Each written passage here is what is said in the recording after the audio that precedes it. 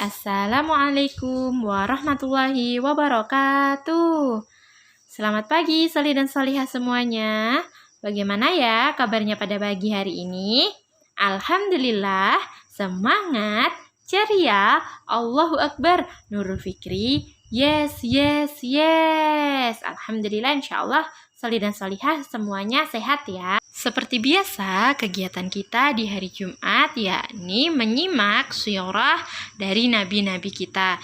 Nah, untuk pekan ini kita menyimak sirah dari Nabi Syuaib alaihissalam. Sebelum kita menyimak sirah, yuk Soli dan Solihah semua, kita berdoa terlebih dahulu ya. Sikap berdoa, tangan diangkat, kepala ditundukkan, mata dipejamkan, hati dikhusyukkan. Berdoa mulai. Abata A'udzu billahi minasyaitonir rajim. Bismillahirrahmanirrahim. Alhamdulillahi rabbil alamin. Arrahmanir rahim. Maliki yaumiddin. Iyyaka na'budu wa iyyaka nasta'in. Ihdina shiratal mustaqim. Shiratal ladzina an'amta 'alaihim ghairil maghdubi 'alaihim waladdallin. Amin. Asyhadu an la ilaha illallah wa asyhadu anna Muhammadar Rasulullah. Rabbi shrah li sadri wa yassir li amri wa hlul 'uqdatam min lisani yafqahu qawli. Raditu billahi rabba wa bil islami dina wa bi Muhammadin nabiyya wa rasula. Rabbi zidni ilma warzuqni fahma. Amin ya rabbal alamin. Langsung saja yuk Soli dan Solihah semua, kita simak sirah Nabi Syuaib alaihissalam berikut ini.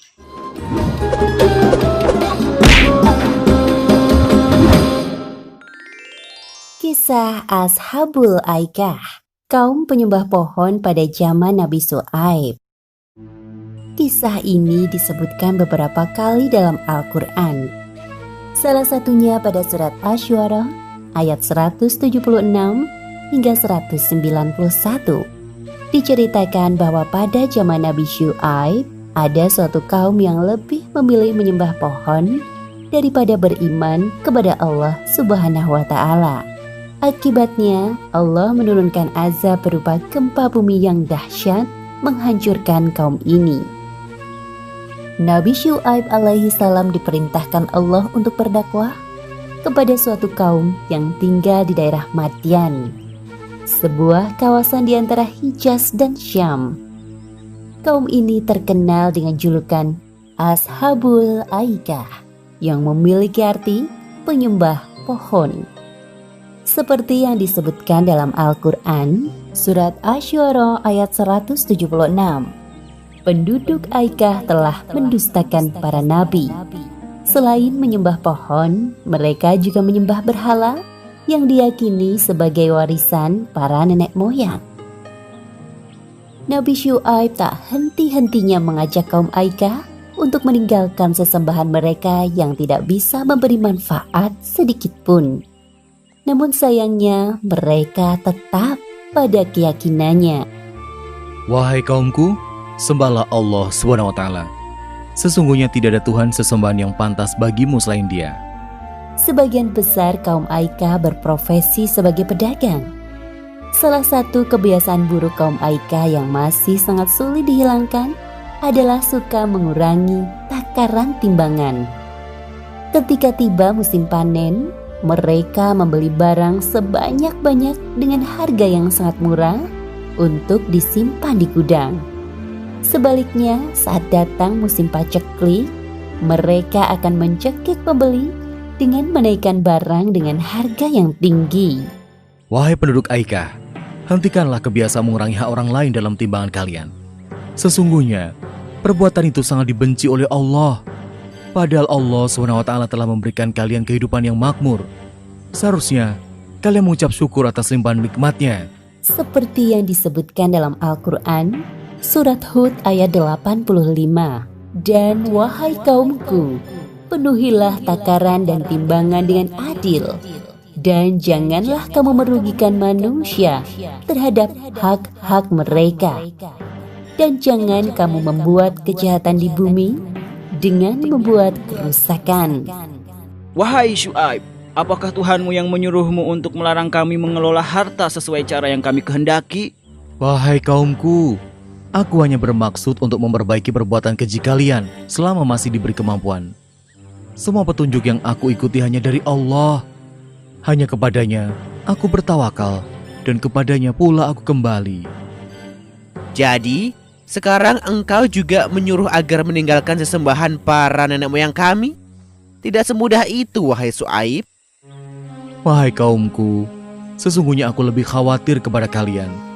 Jika kalian tetap tidak mau beriman kepada Allah, Allah akan menimpakan azab yang pedih. Ingatkah kalian siksaan yang ditimpakan Allah kepada kaum Nuh, Hud, Saleh, bahkan kaum Lut, nenek moyang kalian sendiri? Apa yang engkau bicarakan, wahai Syuaib? Itu hanya cerita dongeng pengantar tidur yang sulit kami percaya. Mendengar hal itu, Nabi Syuaib merasa sedih. Beliau terus memikirkan nasib kaumnya yang sangat sulit untuk diajak berbuat kebaikan. Namun begitu, beliau tidak putus asa. Nabi Syuaib terus berdoa kepada Allah agar kaumnya segera diberikan hidayah.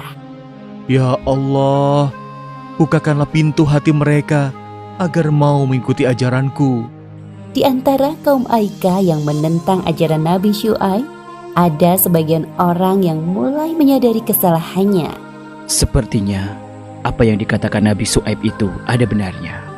Ya, aku juga merasa begitu. Apa sebaiknya kita tinggalkan saja berhala-berhala itu? Lebih baik kita datang menemui Syuaib agar mendapatkan pencerahan darinya.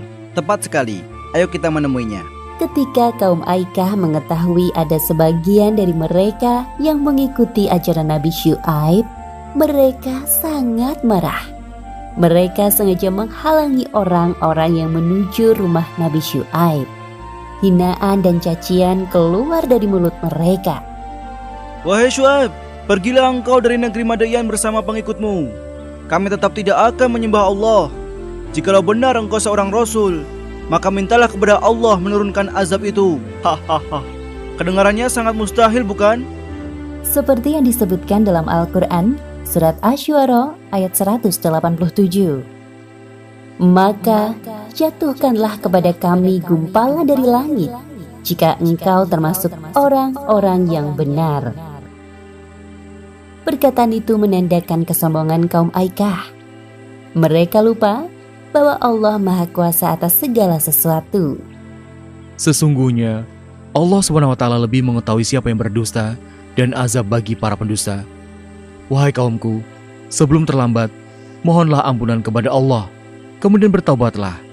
Sungguh, Allah SWT Maha Pengasih lagi Maha Penyayang. Kemudian Nabi Syuaib dan pengikutnya meninggalkan negeri Madian. Beberapa hari setelah kepergian Nabi Syuaib dan pengikutnya, terjadi keanehan di langit. Awan biru berubah menjadi hitam, bergulung-gulung dan bergerak perlahan menaungi negeri Madian. Awan hitam itu menimbulkan hawa panas yang menyengat sampai ke ubun-ubun. Kaum Aikah mengeluh kepanasan. Terdengar suara guntur menggelegar dan disusul dengan gempa yang dahsyat. Seperti yang disebutkan dalam Al-Quran Surat Al-A'raf ayat 91. Lalu datanglah gempa menimpa mereka, dan mereka pun mati bergelimpangan di dalam reruntuhan rumah mereka. Pada hari itu kaum Aikah mendapatkan siksaan yang sangat pedih. Sungguh janji Allah itu benar adanya. Demikianlah kisah Ashabul Aikah yang mendustakan Nabi Syuaib dan tidak percaya akan azab dari Allah. Beberapa pelajaran yang dapat kita ambil dari kisah ini, di antaranya, pertama, jangan suka berbuat curang. Contohnya dengan mengurangi takaran dalam timbangan, karena perbuatan tersebut termasuk bentuk pencurian. Kedua, jangan sekali-kali bersikap sombong apalagi mengatakan hal-hal buruk yang dapat membuat Allah murka. Bisa jadi hal tersebut dikabulkan oleh Allah Subhanahu wa Ta'ala. Wallahu alam bishawab. Alhamdulillah, sholih dan sholihah semua, kita telah bersama-sama menyimak surah dari Nabi Syuaib alaihi salam. Semoga kita juga bisa mengambil hikmah dan ibrah dari surah tersebut. Selanjutnya, yuk kita akhiri dengan membaca surah Al-Asr dan doa kafaratul majlis. Abata, a'udzu billahi minasyaitonir rajim. Bismillahirrahmanirrahim. Wal 'asr, innal insana lafi husr illa alladzina amanu wa 'amilus solihati wa tawashaw bil haqqi wa tawashaw bis sabr. Subhanakallahumma wa bihamdika asyhadu an la ilaha illa anta astaghfiruka wa atubu ilaik. Walhamdulillahi rabbil alamin. Semoga dengan adanya video ini bermanfaat bagi sholih dan sholihah semua ya. Sekian dari Ustazah. Wabillahi taufiq wal hidayah. Wassalamualaikum warahmatullahi wabarakatuh. Sampai jumpa lagi sholih dan sholihah.